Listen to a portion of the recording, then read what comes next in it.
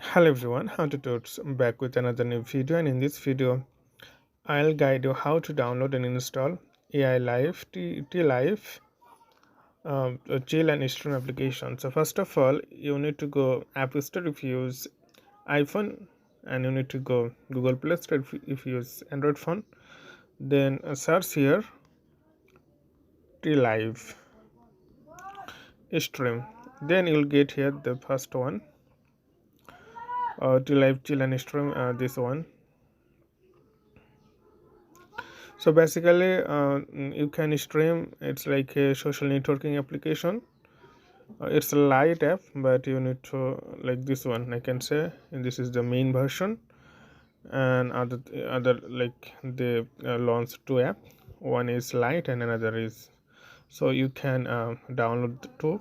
I think you can prefer this one. Simply tap on the install button, and that's it.